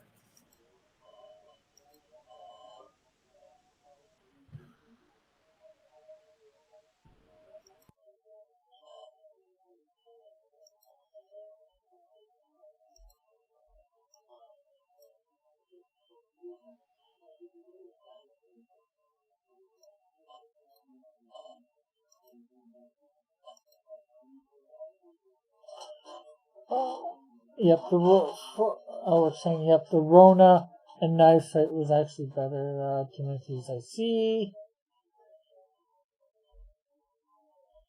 Well, I think it's once you go SJW, something gets sucked out of you.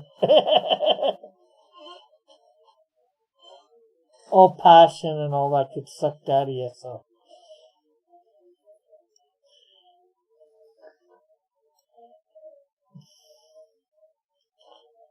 Alex says she did play a good Envy. She played her character very good considering how Brie Larson is basically Envy in her life.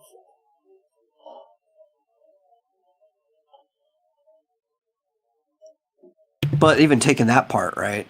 Because there's even a fight between, I think, Envy and Ramona at one point too, when Scott and Todd are doing one of their things, which is actually more similar to the fight between Ramona and Knives at the end of the movie, which is not like the Ramona and Knives fight in the comic.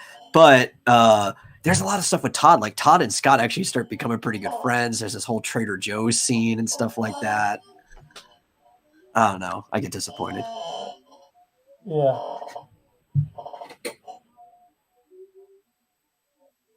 So what has everybody got planned for the weekend?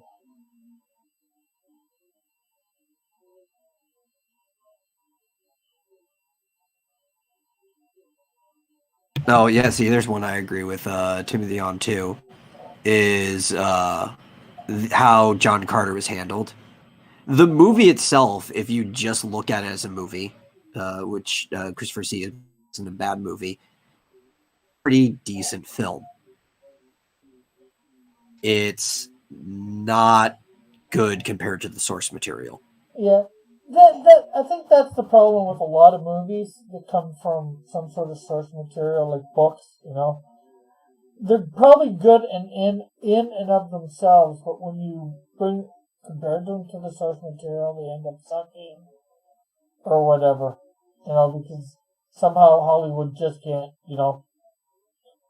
translate this stuff onto screen properly. Oh, and I hated the Mortal Kombat sequel as well. I liked the first movie. Especially because like there wasn't any lore for Mortal Kombat at the time that the first movie came out. Well, So it's like it's a tournament to save the Earth. Go and fight these people, and they kind of put it together pretty well.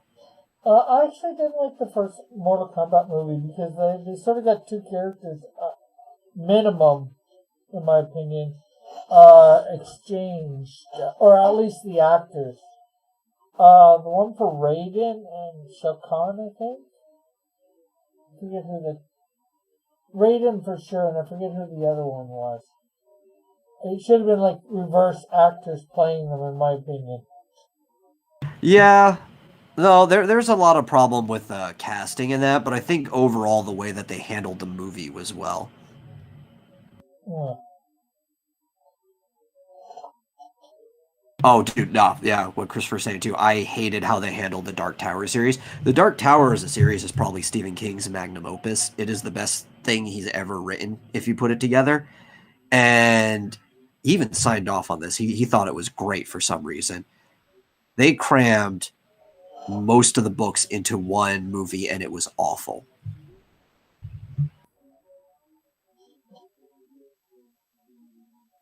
It ruins everything. I think he's talking about Hollywood, Christopher says. It's the same thing that happened with the Series of Unfortunate Events movie with Jim Carrey. Yeah. And not only that, they also did the books that they included it out of order. Yep.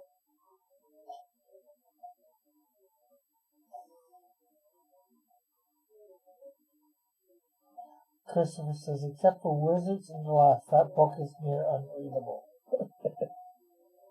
I guess he's saying the movie was way better than the book. For that? No, he's talking about within that series that I was talking about. Oh, okay.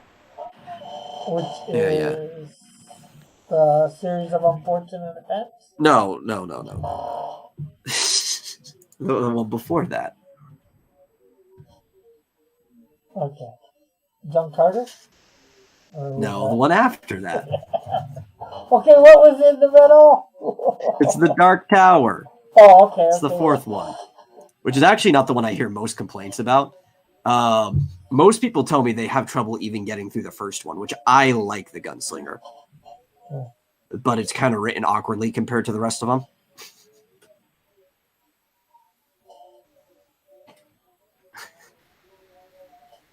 I know Marvel did a comic book version of, I think, The Dark Tower.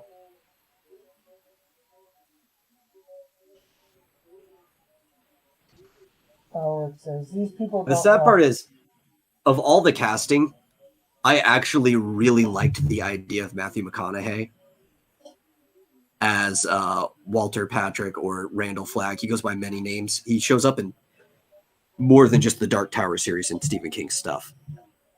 I thought he was a really good casting. He was just put in a really bad movie. Yeah. Sometimes it's hard to figure out, is it a bad movie, bad script, bad director, bad actors?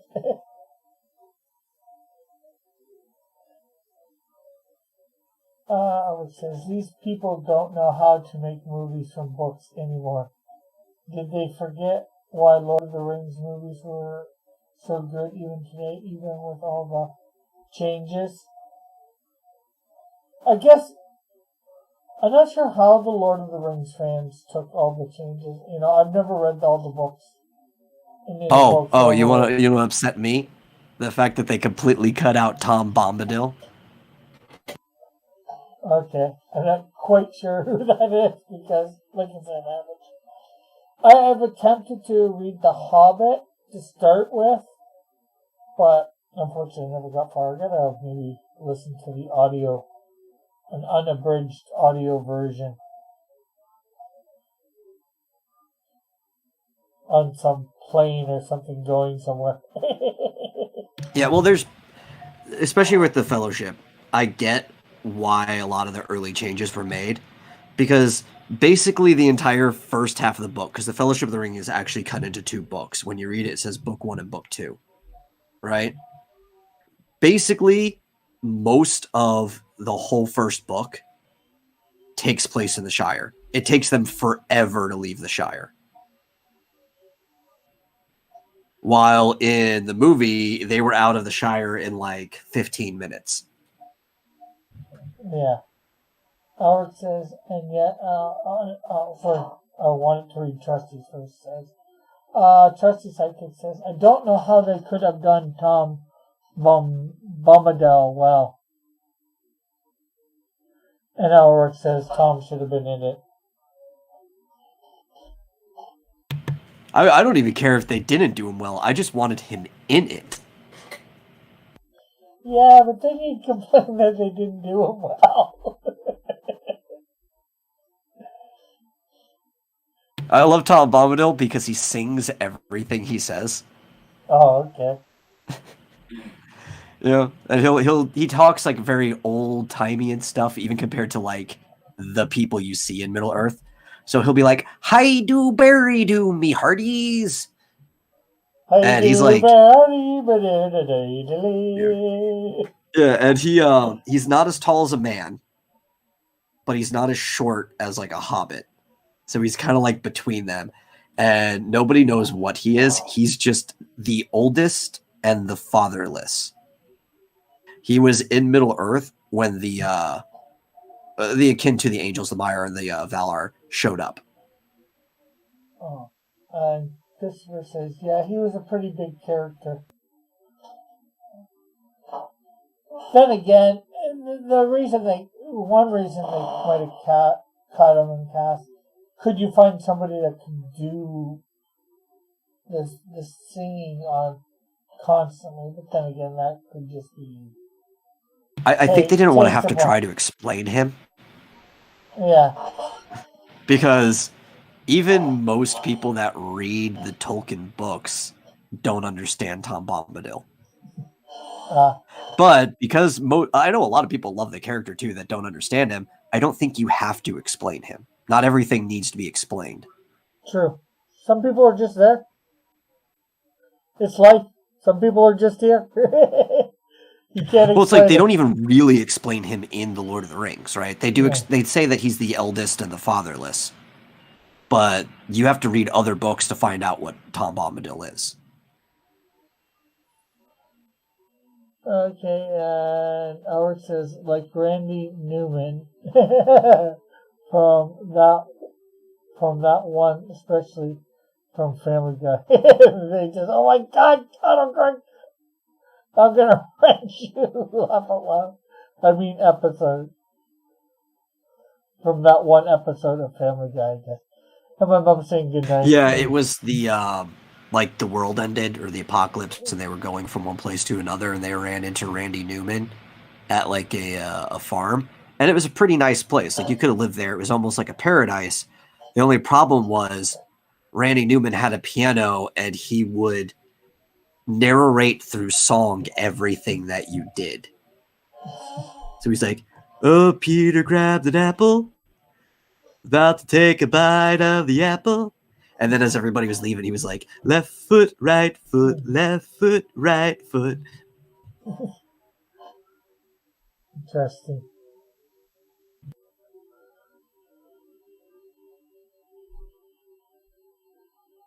Well, it is that time again, Metal. Oh, you mean time for me to go ba-bam and put my little URL up there? Yeah. Yeah. So, as always, only thing I usually ever plug. Occasionally my podcast, but that's usually closer to the days. Oh, actually, wait, I have that tomorrow, don't I? Yeah. Yeah. I'll probably plug it. Okay, but go to xtimeschaos.com, where you can actually read this manga that I am only one page away from finishing. It'll probably be completed by the morning. 46 pages of content, plus all the over 100 of pages of content that I have of the webcomic, some shorts, and some prose that you can read, and character bios and all kinds of stuff. There's just a ton of content for you to engage in. And also tomorrow, come check out my podcast. Yes. Go do that, folks. Go do that. Well, I guess you don't go do that right now. No, you go do that at 6 p.m. Central Time tomorrow.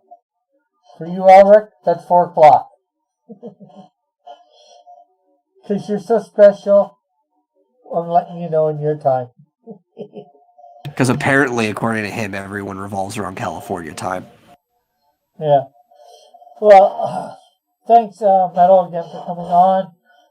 Thanks for everybody out there for coming by and spending a bit of time with us here on Thing. I hope you enjoyed things.